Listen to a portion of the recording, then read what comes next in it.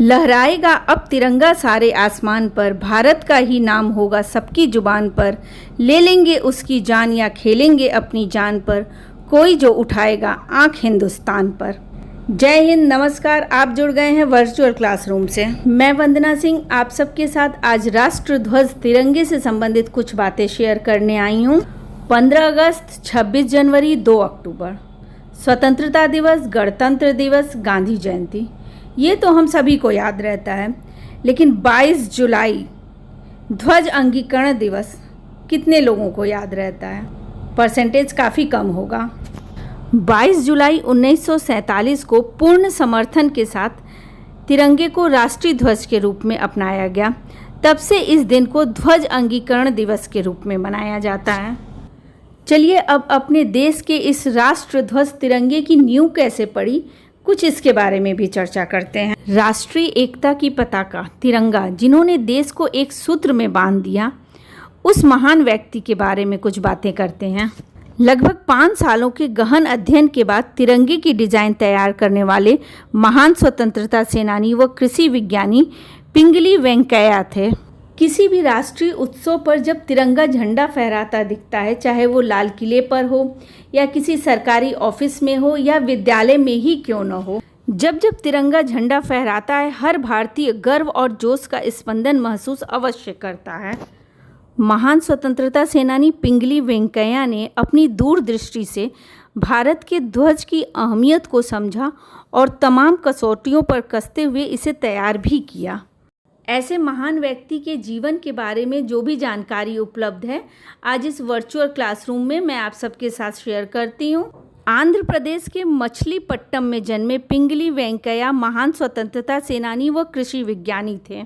आज़ादी से बहुत पहले जब वे ब्रिटिश सेना में नौकरी करते थे, उस दौरान लगभग सभी देशों के झंडे थे सिवाय भारत के। तब उनके मन में विचार आया कि क्यों न भारत देश का भी झंडा हो। द्वितीय बोअर युद्ध के दौरान किसी काम के सिलसिले में वे दक्षिण अफ्रीका गए और वहां पिंगली पहली बार महात्मा गांधी से मुलाकात किए और वहीं उन्होंने महात्मा गांधी से अपना अलग राष्ट्रध्वज होने की बात भी कही।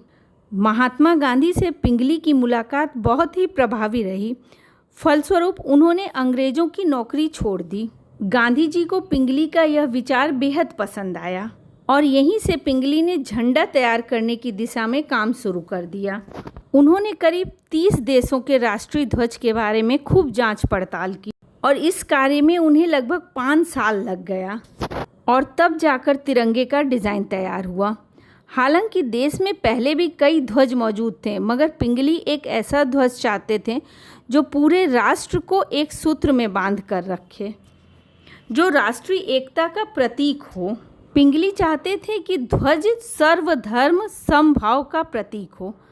इस सद्भावना को ध्यान में रखते हुए उस वक्त तिरंगे में लाल रंग हिंदू धर्म का और हरा रंग मुस्लिम धर्म का तथा सफ़ेद बाकी धर्मों के प्रतीक के तौर पर तय किए गए।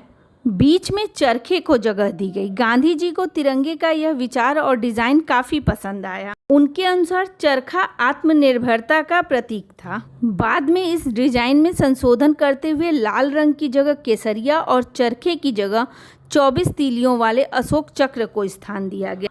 अशोक चक्र को जीवन की गतिशीलता का प्रतीक माना गया।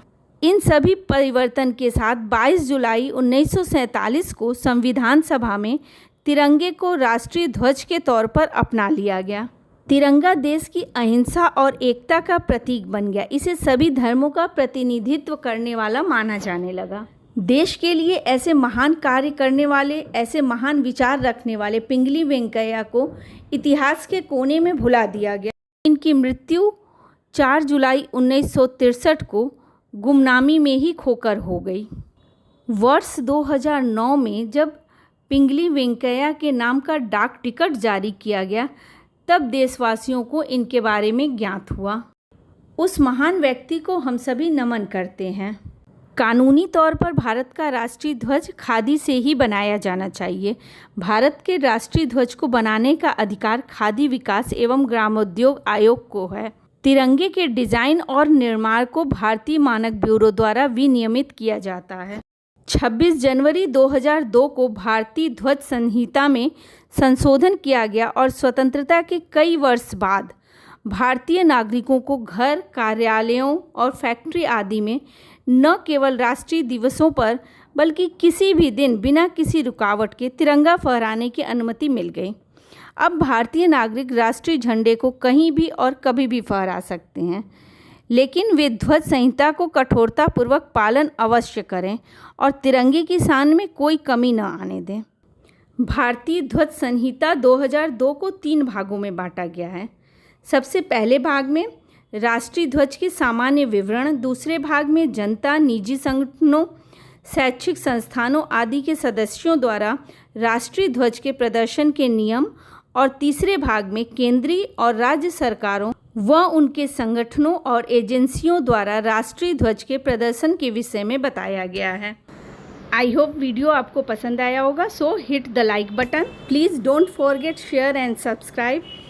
वीडियो से रिलेटेड अपना फीडबैक कमेंट बॉक्स में ज़रूर दीजिएगा and remember click the bell icon for notification. जय हिंद। जल्दी मिलेंगे नए वीडियो के साथ।